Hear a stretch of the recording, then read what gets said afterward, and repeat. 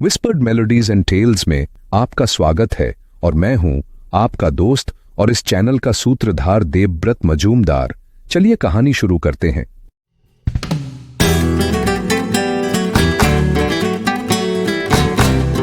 पागलपन की विरासत।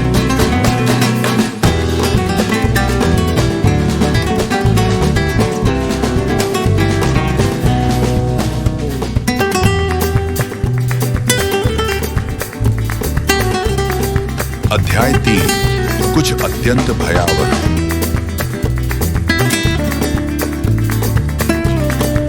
अगर आपको आपत्ति ना हो तो यहीं गाड़ी रोक दीजिए, मैं यहीं उतर जाऊंगी।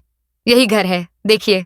ये शब्द माफी मांगते हुए मिस्टर भैरवनाथ के कान में फुसफुसाए गए, जबकि पुरानी बेंटली कोलकाता रोड से शांति निकेतन के वीरान टावरों और मीनारों की ओर तेजी से बढ़ रही थी, जो छुट्टियों में सुनसान पड़ा था। उन्होंने आज्ञाकारी ढंग से गाड़ी धीमी की और उत्सुकता से सड़क के दूसरी ओर बने एक बड़े अंधेरे घर की ओर देखा। जहां वे बैठे थे वहां से सजे धजे लोहे के गेट से ड्राइववे के भीतर इमारत का एक बड़ा हिस्सा साफ दिख रहा था। मिस्टर भैरवनाथ का पीला चेहरा पूछने वाले भाव में था। बाहर से तो इसमें कोई बदलाव नहीं आया, उन्होंने कहा। अंदर से भी नहीं, जोईता ने कहा, फिर हल्की सी आवाज में जोड़ा। क्या आपको नहीं लगता कि इसमें कुछ डरावना है? उसकी थोड़ी सी राहत के लिए उसके बगल में बैठे अजीब से नौजवान ने उसकी बात को गंभीरता से लिया, या कम से कम ऐसा ही जताया, क्योंकि वह फिर से घर की ओर मुड़ा और कुछ क्षण सोचते हुए उसे घूरता रहा। सारा घर अंधेरे में डूबा था, सिवाय मुख्य द्वार के ऊपर आधे गोल घेरे में जलती हुई रोशनी के। फिर भी देर शाम की धुंधली गोधूली वेला में भी उसका आकार और मुख्य विशेषताएं साफ नजर आ रही थीं। यह घर पिछली सदी की शुरुआत में बना था, खुला खुला, एलाकार का और त्रिकोणमुखी छत वाला। खिड़कियां छोटी थीं और बेलों से ढकी दीवारें उदास सी लग रही थीं। लॉन पर इमारत के कोने में लगे देवदार रात के आसमान में अजीब आकृतियां बना रहे थे। घर में कोई स्पष्ट रूप से अप्रिय बात नहीं थी, लेकिन उसमें एक संस्था जैसी कठोर गरिमा और दूरी थी, और उन घरों की तरह एक दृष्टिहीन सा भाव था जिनमें सारी खिड़कियों के पर्दे खींच दिए गए हों। मिस्टर भैरवनाथ ने लड़की की ओर देखा। क्या तुम्हें पक्का है कि तुम अभी ही अंदर जाना चाहती हो? उन्होंने कहा। क्यों ना पहले चलकर मानस दत्ता से मिल लो? उसने सिर हिलाया। मुझे नहीं लगता कि मैं जाऊंगी, अगर आपको आपत्ति ना हो। वे सब थोड़े लाचार हैं, हो सकता है उन्हें मेरी जरूरत हो, भले ही सिर्फ गर्म पानी की बोतलें देने के लिए। अलविदा, आने के लिए धन्यवाद। वह उससे पहले ही गाड़ी से उतर गई, इससे पहले कि वह उसे रोक पाता। उसने उसे सड़क पार करते, लोहे के गेट से भीतर जाते और ड्राइववे पर आगे बढ़ते देखा। उसने इंतजार किया जब तक अंधेरे हाल का दरवाजा खुला और अचानक एक रोशनी का आयताकार टुकड़ा दिखा, जो तुरंत उसे निगल गया। फिर उसने क्लच दबाया और गाड़ी को ढलान से नीचे शहर की ओर बढ़ा दिया। फेंस से आई घनी धुंध ने पूरी घाटी को ढक लिया था। भैरवनाथ की बड़ी गाड़ी संकरी गलियों से सावधानी से गुजर रही थी, जो अब भूतियां और वीरान थीं, सिवाय कुछ नगरवासियों के जो तेजी से अपने घरों की ओर बढ़ रहे थे, इस नम भाप भरे मौसम से बचने के लिए। गाड़ी चलाते हुए उसे हल्का सा निराशा का एहसास हुआ। यह वह शांति निकेतन नहीं था जो सत्र के समय उसने देखा था, बल्कि एक ठंडी मध्ययुगीन नगरी थी, जिसके तराशे हुए पत्थरों के पोर्टिको अब सिर्फ बंद दरवाजों को घेरे थे। जब वह बोलपुर शांति निकेतन रोड से मुड़कर रामकृष्ण रोड में दाखिल हुआ, तो उसने पाया कि वह सटीक सजी धजी सी छोटी सी चौकोर जगह भी अंधेरे में डूबी हुई थी। हालांकि हर घर में लोग थे।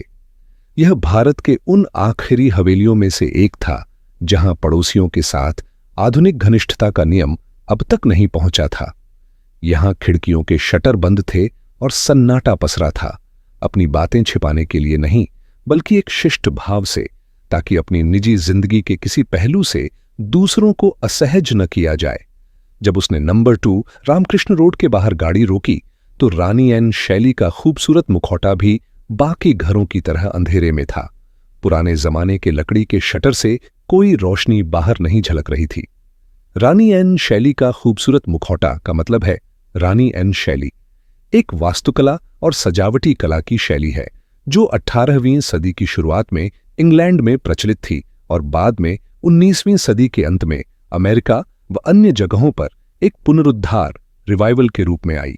इस शैली की मुख्य विशेषताएं होती हैं सजावटी और जटिल लकड़ी का काम, ऊंचे और नुकीले गैबल्स, त्रिकोणीय छतें, घुमावदार या मेहराबदार खिड़कियां, रंगीन कांच, स्टेन्ड ग्लास, अलंकृत फ्रेम और नक्काशी। यह भवन के अग्रभाग फसाड को दर्शाता है जो सजावटी और रानी एन शैली में बना हो।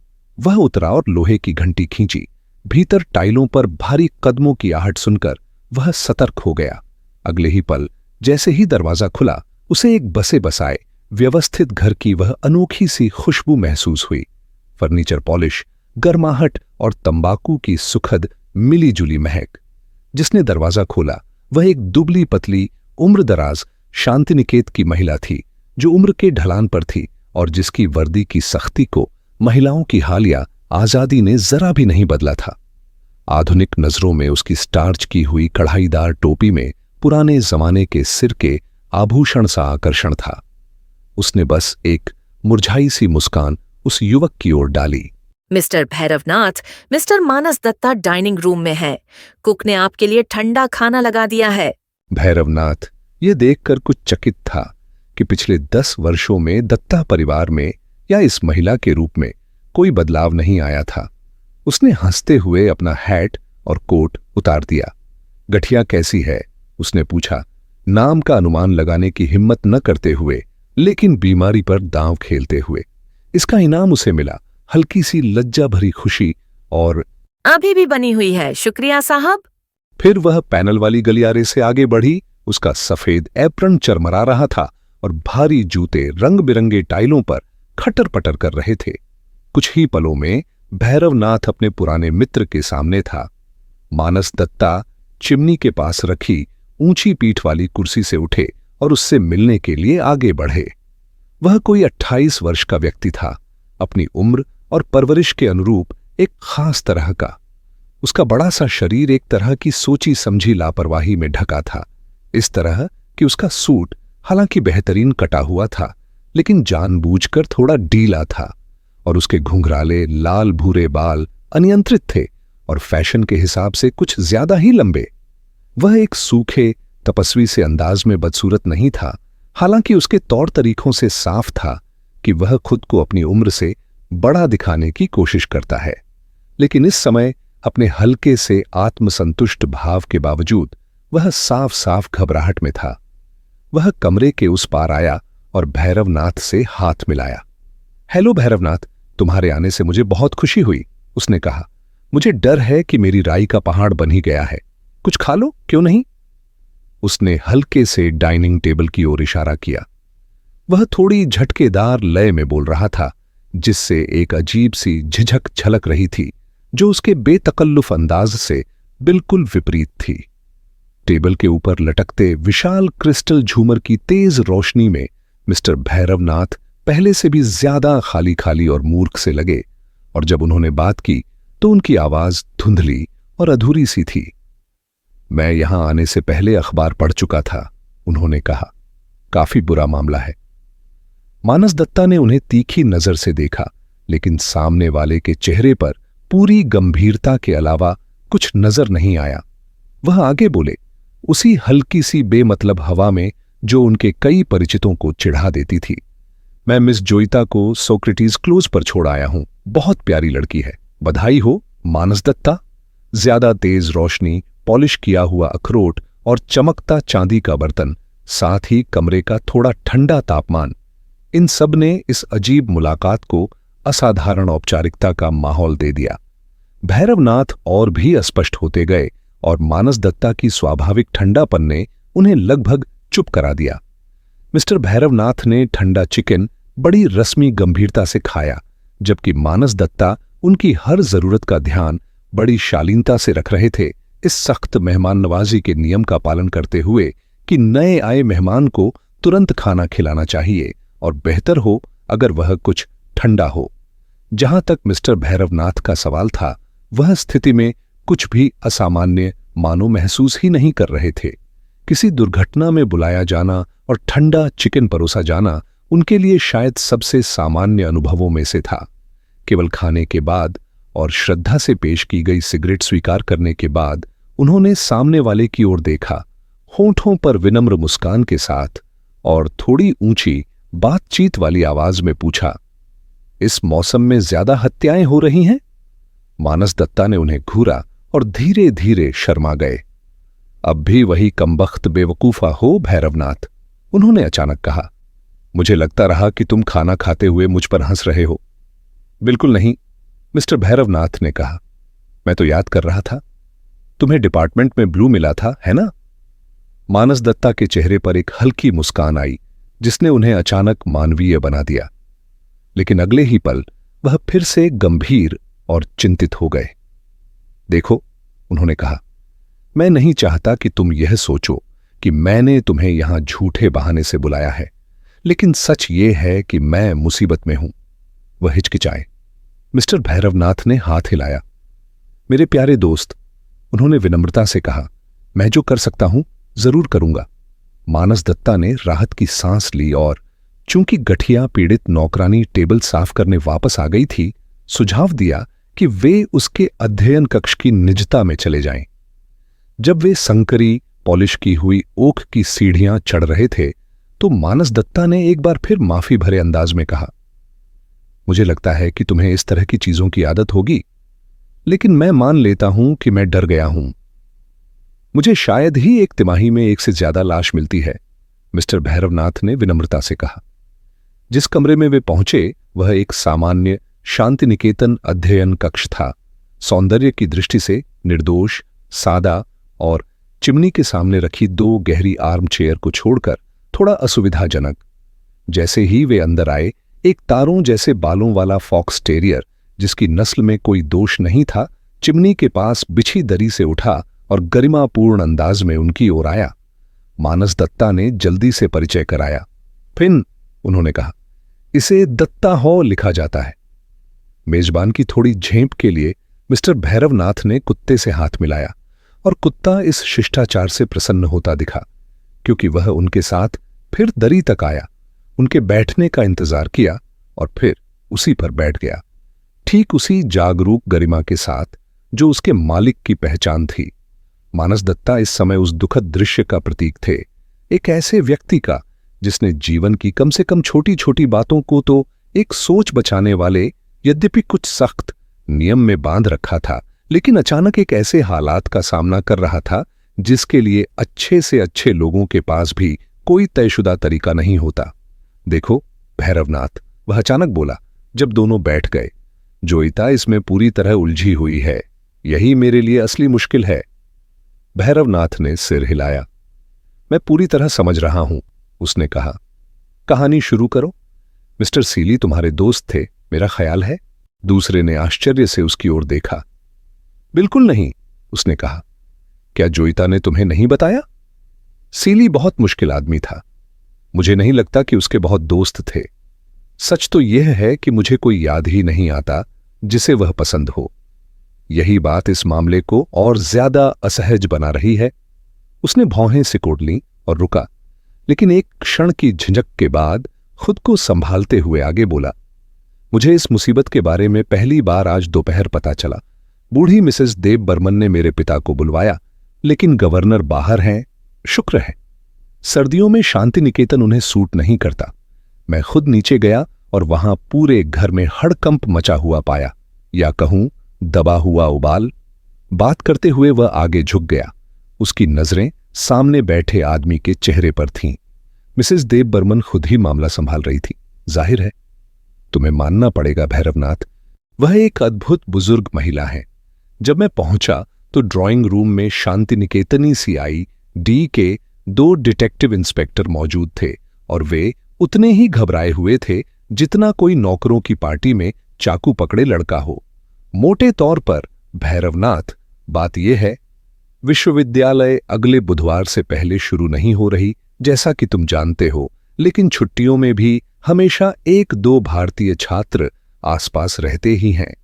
इन्हीं में से 2 लोग जो नदी के किनारे कीड़े पकड़ रहे थे, उन्होंने घास के मैदान में नहाने के तालाब से कुछ ऊपर नदी में लाश पाई। वह कुछ विलो के पेड़ों की जड़ों में अटकी थी और शायद कई दिनों से वहां थी। साल के इस समय में वह धारा वीरान रहती है और ऊपर से मौसम भी बहुत खराब रहा है। उन्होंने तुरंत खबर दी। पुलिस आई, लाश को मुर्दा घर ले गई और बटुए में एक विजिटिंग कार्ड पाया जो अब भी पढ़ा जा सकता था। साथ ही एक तोहफे में दी गई घड़ी जिस पर नाम खुदा था। इससे वे सीधे सोक्रेटिस क्लोज पहुंच गए और होरेन देव बर्मन लाश की पहचान करने गए। वह रुका और हल्की सी कठोर मुस्कान दी। यह सबसे अद्भुत बात है, वह आगे बोला, कि मिसेस देव बर्मन ने उनके साथ जाने की जिद की। वह कार में बाहर बैठी और इंतजार किया। सोचो जरा, उनकी उम्र 84 है और वह बिल्कुल तानाशाह हैं। मैं खुद उनसे डरता हूं। फिर होरेन पुलिस स्टेशन गए और बयान दिया। हमें तभी जब हम घर वापस आए यह बताया गया कि गोली मारी गई थी। उससे पहले तक हमें लगा था कि वह डूब गए थे। भैरवनाथ कुर्सी पर आगे झुक गया। उसके फीके से आंखें चश्मे के पीछे धुंधली, आवाज अब भी हल्की सी बेतकल्लुफ। गोली के बारे में उसने कहा। असल में हुआ क्या? दूसरे आदमी का भाव बदल गया और उसने अतीत को याद करते हुए सा चेहरा बनाया। उसे सिर में गोली मारी गई थी, उसने कहा। मैंने बाद में लाश देखी। बहुत नजदीक से सिर में गोली मारी गई थी। इसका कोई साधारण कारण भी हो सकता था, लेकिन बदकिस्मती से वह हाथ पैर से बंधा था और पुलिस को बंदूक नहीं मिली। मैंने आज जनपद के चीफ कांस्टेबल से मुलाकात की। वह पिताजी का दोस्त है, पुराना एंग्लो इंडियन परिवार, wallah of the old school, don't you know? किस्म का आदमी। हमारी बात बिल्कुल अनौपचारिक थी, लेकिन भरोसे में उसने साफ कह दिया कि इसमें कोई शक नहीं, यह हत्या है। असल में उसने यही कहा, यह मर्डर है मेरे लड़के, और वो भी बहुत ही घटिया किस्म का मर्डर। मिस्टर भैरवनाथ के होंठों पर हल्की सी मुस्कान उभरी और उन्होंने एक और सिगरेट सुलगा ली। देखो दत्ता, उन्होंने कहा, मुझे तुम्हें चेतावनी देनी होगी। मैं कोई जासूस नहीं हूं, लेकिन मदद करने के लिए तैयार हूं। तुम चाहते हो कि मैं तुम्हारे लिए असल में क्या करूं? मेजबान ने जवाब देने से पहले थोड़ा सोचा। मुझे डर है कि यह समझाना थोड़ा नाजुक मामला है, उसने अंततः अपनी सूखी सी आवाज में कहा। जब मैंने पहली बार तुम्हें यहां बुलाया था तो मेरे मन में कुछ धुंधला सा विचार था कि शायद तुम मेरी मदद कर सको किसी खास अप्रिय स्कैंडल को टालने में। देखो, वह आगे बोला, खट्टा सा मुस्कुराते हुए, यह दुनिया के उन गिने चुने स्थानों में से एक है जहां यह न केवल बदकिस्मती बल्कि बेहद असभ्य समझा जाता है कि तुम्हारे किसी रिश्तेदार या मुवक्किल की रहस्यमय तरीके से हत्या हो जाए। अब तो यह स्कैंडल की सीमा से काफी आगे निकल चुका है। वह जल्दी से बोला, लेकिन मुझे लगता है अगर मैं बिना बुरा लगे कहूं तो मेरे लिए बहुत फायदेमंद होगा अगर कोई ऐसा आदमी हो जिसे मैं जानता हूं, जो परंपराओं के फरमानों या खैर संकोचों से बंधा न हो और पुलिस की तरफ से हमारी मदद कर सके। कोई जो समझदारी से नजर रख सके, बिल्कुल भरोसेमंद हो, और अगर मेरी घिनौनी शब्दावली माफ करो प्रिय भैरवनाथ, एक जेंटलमैन हो। दूसरे शब्दों में उसने अचानक थोड़ा खुलकर लगभग सादगी से कहा, गवर्नर खुद लगभग 80 साल के हैं और इस काम के काबिल नहीं हैं और मैं डर गया हूं। भैरवनाथ हंस पड़ा। समझ गया, उसने कहा, मुझे अपनी खास भूमिका निभानी है, मुसीबत में काम आने वाला आदमी।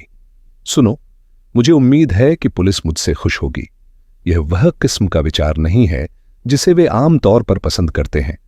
मुझे डर है कि खुलेआम मदद करना लगभग नामुमकिन है। फिर भी मेरे अपने कुछ दोस्त हैं, जैसा कि लुग ने मजिस्ट्रेट से कहा था। तुम्हारे लिए जो कर सकता हूं करूंगा, लेकिन मुझे पूरी सच्चाई जाननी होगी। लगता है कि अंकल होरेन की हालत काफी गर्म है ना? दूसरे ने कोई जवाब नहीं दिया और वह आगे बोला, सबसे बुरा सच बता दो, मैं तो जानकारी के लिए नेवला हूं। और आखिरकार तुम यह तो नहीं चाहोगे कि मैं अपनी चोंच में परिवार का कंकाल दबाकर पूंछ हिलाते हुए और म्याऊं करता हुआ निकल पड़ूं? यूं कहें तो मानस दत्ता ने पोकर उठाया और सोच में डूबते हुए कोयले के एक खास सख्त टुकड़े को कुरेदा। उसके अंदाज की कठोरता गायब हो चुकी थी और अपनी बनावटी आदतों के बिना वह किसी अजीब तरह से असहाय व्यक्ति लग रहा था। अगर मैं तुम्हें न जानता भैरवनाथ, उसने शुरू किया, और तुम क्यों खुद को यह नाम देते हो यह मैं कभी समझ नहीं पाता, तो मैं कभी यह बात तुमसे कहने की सोच भी नहीं सकता। लेकिन जो चीज मुझे डरा रही है वो है परिवार। उसके लहजे ने इन दो शब्दों को एक अशुभ मायने दे दिए। वहां घोर बुराई है। वह अचानक बोल पड़ा, अपनी चमकीली आंखें सामने बैठे आदमी के चेहरे पर गड़ाए हुए, और इतनी गहरी सच्चाई से बोल रहा था कि उसके पुराने ठंडेपन की आखिरी झलक भी मिट गई। सोचो भैरवनाथ, वो लोग, एक परिवार जो 40 साल पुराने ढर्रे पर अटका हुआ है, सबके सब स्वभाव से तेज और ऊर्जावान, बस बूढ़ी औरत को छोड़कर जिनके पास अपने हिस्से की पूरी समझदारी नहीं है, और सब एक साथ उस विशाल कब्र-नुमा मकान में, जहां पर शासन कर रही है अब तक की सबसे अद्भुत शख्सियतों में से एक। सोचो, वहां घर के नियम हमारे स्कूलों से भी सख्त हैं, और वहां से भागने का कोई रास्ता नहीं। देखो, वह गंभीरता से बोला, उस छत के नीचे किसी भी जीवित आत्मा की दबाई गई नफरत, छोटी छोटी जलने, इच्छाएं और आवेग, इन सबको निकलने का कोई रास्ता नहीं है। बूढ़ी औरत के हाथ में खजाने की चाबी है, और वही पहली और आखिरी अदालत है। उस पर निर्भर रहने वाले में से कोई भी बिना भूखों मरने की नौबत आए बाहर नहीं जा सकता, क्योंकि उनमें से कोई भी इतना काबिल नहीं कि अपने दम पर एक पाई भी कमा सके। अब ऐसे माहौल में भले मुझे सोचना अच्छा न लगता हो, लेकिन मैं कल्पना करने से खुद को रोक नहीं सकता कि कुछ भी हो सकता है। तुम्हें यकीन है, दरअसल मिस्टर भैरवनाथ ने कहा, कि यह परिवार का ही कोई सदस्य है? मानस दत्ता ने सीधे जवाब नहीं दिया। उसने अपने बालों पर हाथ फेरा और आह भरी। यह भयानक है, उसने कहा। अरनिंदम को तो लूटा भी नहीं गया, बटुआ चुरा लिया होता तो मैं ज्यादा मददगार महसूस करता, या अगर वह नदी में गिरकर मर गया होता अपने चचेरे भाई को मात देने के लिए कोई छोटा रास्ता अपनाते हुए, तो कोई बात न होती। लेकिन ऐसा कुछ नहीं हुआ। मैंने शव देखा है, किसी ने उसे बांधा और फिर लगभग उसका सिर उड़ा दिया। जिस वक्त तुम आए, पुलिस को हथियार मिले हुए आधा घंटा भी नहीं हुआ था। मुझे डर है कि इसमें कोई शक नहीं, जैसा कि चीफ ने आज दोपहर कहा था, यह पूरी तरह से साफ साफ कत्ल का मामला है। क्यों? मिस्टर भैरवनाथ ने पूछा। दूसरे ने उसकी ओर घूर कर देखा। अरे, सबूत से तो बचा नहीं जा सकता, उसने कहा। ओह नहीं, मेरा मतलब वह नहीं था। मैं कहना चाहता हूं, किसी को उसका कत्ल करने की जरूरत ही क्यों पड़ी? जहां तक मैं समझ पा रहा हूं, वह तो एक बिल्कुल मामूली सा बूढ़ा झंझट था, जैसा किसी का भी मामा चाचा हो सकता है, और उसके पास तो पैसे भी नहीं थे। यह अपने आप में उसकी लंबी उम्र की गारंटी होनी चाहिए थी। मानस दत्ता ने सिर हिलाया। यही तो दिक्कत है, उसने कहा। हां, बुकमेकर का वह चेक है, लेकिन पुलिस डॉक्टर को पूरा यकीन है कि शव को पानी में कम से कम 1 हफ्ता हो गया था। तो वह भी काम का नहीं। इसके अलावा उसके पास तो बस छोटी मोटी देनदारियां थीं। यही तो असली बात है। पूरे परिवार में किसी के पास पैसा नहीं है, सिवाय उस बूढ़ी औरत के, जो काफी अमीर है। नहीं, मुझे तो कोई मकसद नहीं दिखता। सिवाय, बेशक, मिस्टर भैरवनाथ ने कहा, कम आदमियों का मतलब अंत में लूट में ज्यादा हिस्सा। मानस दत्ता ने उदासी से फिर आग कुरेदी। वह भी बेकार है, उसने कहा। पूरी गोपनीयता से कह रहा हूं, हालांकि मुझे लगता है कि पूरे परिवार को यह पता है।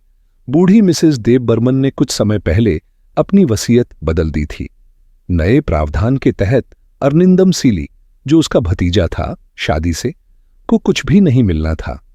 जब वह मरती तो वह या तो भूखा मरता या फिर अपने चचेरे भाइयों की अनिश्चित दया पर निर्भर रहता। यह उसकी खुद की गलती थी।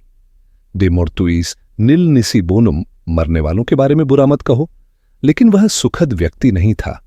एक छोटा सा झगड़ालू आदमी, जिसमें थोड़ी नीचता का रंग भी था। मैं खुद कई बार उसे लात मारने का मन कर चुका हूं, लेकिन फिर उनमें से कोई भी मोहक नहीं है। हां, बूढ़ी औरत में थोड़ी भव्यता है और कोमोलिका काफी दयालु है। हालांकि मुझे औरतों में मूर्खता से बेहद चिढ़ है। जो बात मुझे सच में डराती है वह यह है कि अगर मैं उस घर में रहता तो खुद को कत्ल करने का मन करते हुए आसानी से कल्पना कर सकता हूं। कालिंदी, मिस्टर भैरवनाथ ने कहा, जो अब तक इस व्यावहारिक मानस दत्ता की कहानी को आश्चर्य से सुन रहे थे। कालिंदी का क्या? वह तो इस समय एक अज्ञात सी शख्सियत है। मैंने जोईता से सुना है कि वह अविवाहित है और मुश्किल स्वभाव की है। मानस दत्ता ने सोचा। मैं कभी समझ नहीं पाया कि कालिंदी का रवैया गहरा और शत्रुतापूर्ण है या बस शत्रुतापूर्ण, उसने कहा। लेकिन किसी आदमी को बांधना, उसे गोली मारना और फिर उसे नदी में फेंक देना, जबकि यह मालूम है कि वह मंदिर से गाड़ी चलाकर घर आ रही थी। अरे भाई, बकवास मत करो। तो यह सच में हुआ था? मिस्टर भैरवनाथ ने संदेह से पूछा। मानस दत्ता ने कंधे उचका दिए। कौन कह सकता है, उसने कहा। हां, होरेन आखिरी शख्स था जिसने उसे जिंदा देखा। मुझे लगता है अगर पुलिस को हथियार मिल जाता तो अब तक होरेन सलाखों के पीछे होता। वह अचानक ऊपर देखने लगा। बाहर गलियारे में भारी कदमों की आहट गूंजी और उसके बाद दरवाजे पर हल्की सी दस्तक हुई। उम्रदराज नौकरानी फिर प्रकट हुई, हाथ में एक चांदी की ट्रे लिए जिसके ऊपर एक कार्ड रखा था और उसके चेहरे की हर लकीर में असहमति झलक रही थी। उसने बिना कुछ कहे ट्रे मानस दत्ता के सामने रख दी। युवक ने आश्चर्य से पर्ची ली और उस पर नजर डालने के बाद उसे भैरवनाथ को दे दिया। Mister Horen R, Dev Burman, Socrates close, Udayan पथ, शांति निकेतन, जिस व्यक्ति की वे चर्चा कर रहे थे उसका इतना नजदीक होना उन्हें चौंका गया। भैरवनाथ ने कार्ड पलटा और देखा कि पीछे बड़े तामझाम भरे लेकिन तंग हाथ से कुछ शब्द लिखे थे, जगह में समाने की कोशिश में सिकुड़े हुए। आप कुछ क्षण देने की कृपा करेंगे तो अत्यंत आभारी रहूंगा। WF। मानस दत्ता ने यह देखकर भौहें उठाईं और लापरवाही से कार्ड जेब में डाल लिया। उन्हें ऊपर बुला लो हरीशा, उसने कहा। नमस्ते प्यारे दोस्तों, स्वागत है विस्पर्ड मेलोडीज एंड टेल्स में, जहां संगीत और कहानियां एक नई जिंदगी पाती हैं। अगर आपको दिल को छू लेने वाले गीत और मनमोहक कहानियां पसंद हैं तो आप बिल्कुल सही जगह पर हैं। तो जल्दी से सब्सक्राइब बटन दबाएं और बेल आइकन को टैप करें ताकि हर नया गाना और कहानी आप तक सबसे पहले पहुंचे। अगर आपको ये पसंद आया हो तो लाइक बटन दबाना ना भूलें। आपका एक लाइक हमारे लिए बहुत मायने रखता है और हमें और बेहतरीन कंटेंट बनाने के लिए प्रेरित करता है। आपके प्यार और सपोर्ट के लिए धन्यवाद। इसी तरह हमारे साथ बने रहें, सपने देखें, सुरों में खो जाएं और कहानियों की दुनिया में डूब जाएं। मिलते हैं अगले वीडियो में।